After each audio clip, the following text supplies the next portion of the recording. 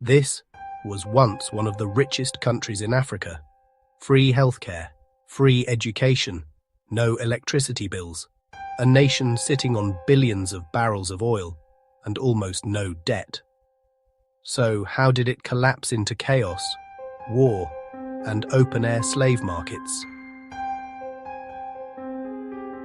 Who destroyed Libya? Was it a dictator, a revolution, or something much bigger? Because the truth is far more uncomfortable than you think.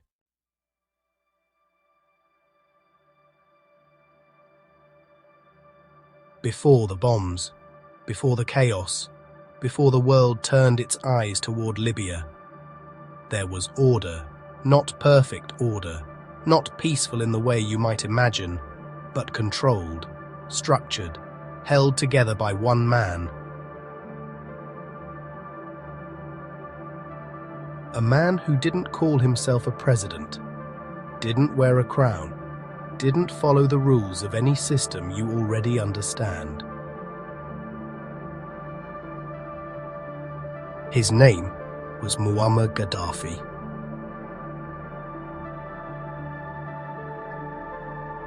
He was born in 1942 in a tent in the Libyan desert. No palace, no privilege, just sand, silence, and survival. He grew up watching a country controlled by outsiders. First the Italians, then a monarchy backed by Western powers. And like many young men in that era, he believed something had to change. So in 1969, at just 27 years old, Gaddafi did something almost unthinkable. He overthrew the king. No long war, no drawn-out revolution, just a fast, calculated military coup. And overnight, Libya changed. The monarchy was gone. Foreign military bases, expelled, oil companies, renegotiated, power, centralized. But here's where it gets interesting, because Gaddafi didn't replace the old system with a normal one. He created something entirely different. He called it the Jamahiriya, which roughly means the state of the masses. Pause. On paper, this meant power belonged to the people. No traditional government, no parliament in the Western sense, no political parties. Instead, there were committees, councils, local groups that were supposed to represent ordinary citizens. But in reality, everything still led back to him. Music deepens, because even without a formal title, Gaddafi controlled the military, the economy, the direction of the country, and most importantly, the narrative.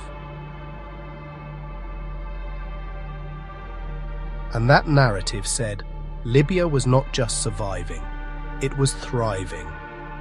And strangely, for a time, it actually was. Let's look at the facts. Not opinions, not propaganda. Facts. Education, free. From primary school to university. Healthcare, free. Citizens didn't pay to see a doctor. Electricity, in many cases, free. Fuel, so cheap, it was almost symbolic.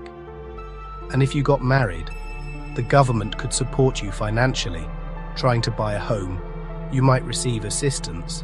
In a region filled with instability, Libya stood out. By the early 2000s, Libya had one of the highest standards of living in Africa. Its Human Development Index ranked at the top on the continent. Pause.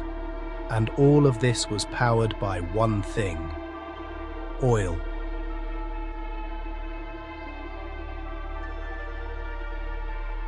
And Gaddafi knew exactly how powerful that made him. He nationalized oil resources, reduced foreign control, increased state profits, which meant Libya wasn't just stable, it was independent, and independence comes with consequences. because not everyone was comfortable with Libya operating on its own terms. Visual cue: global leaders, geopolitical maps. Gaddafi didn't just control Libya, he had ambitions far beyond it. He spoke about a united Africa, a single African currency, an economic system that didn't rely on Western banks. Pause. Tension rises, and if that happened, it could shift global power. But inside Libya, the story wasn't as simple as success, because control comes at a cost. Tone darker, criticism of the government, dangerous. Opposition, not tolerated. People who spoke out sometimes disappeared. Media, heavily controlled, beat. So while many benefited from stability, others lived in silence. And this is where the story becomes complicated, because depending on who you ask, Gaddafi was either a visionary leader who lifted his country, or a dictator who ruled through fear. Pause, let it sit. Both perspectives exist, and both matter. For decades, this system held, not perfectly, not peacefully, but consistently, until something changed. Because no system, no matter how controlled, is immune to pressure. And that pressure was about to come from outside and inside at the exact same time. And when it did, everything began to crack. Distant crowd noise fades in. It didn't start in Libya. It started hundreds of miles away, with one man and one moment that no one could have predicted would change the entire region. In December 2010, a street vendor in Tunisia set himself on fire, not for attention, not for fame, but out of frustration, harassment, corruption, no opportunity, no voice. And that single act ignited something far bigger than anyone expected. Protests erupted across Tunisia, then Egypt, then Yemen, then Bahrain. Governments began to fall. Leaders who had ruled for decades suddenly looked vulnerable. The world gave it a name, the Arab Spring, and for millions of people watching, including inside Libya, a dangerous question began to form. If they can do it, why can't we? At first, Libya was quiet. No massive protests, no immediate uprising. But underneath that silence, something was building. Years of control, suppressed voices, unspoken frustrations. They don't disappear. They wait. Then, in February 2011, something happened. A human rights lawyer was arrested. Not a soldier, not a rebel, a lawyer. And that was enough. People took to the streets.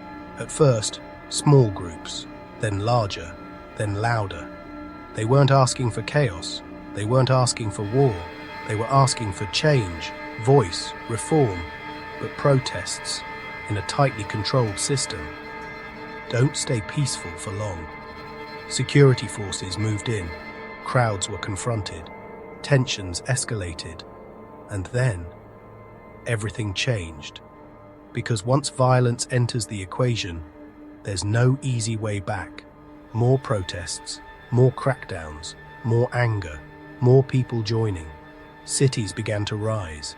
Eastern Libya, especially Benghazi, became a center of resistance. Something important was happening. People who had stayed silent for decades were now speaking. And once people lose fear, control starts to slip.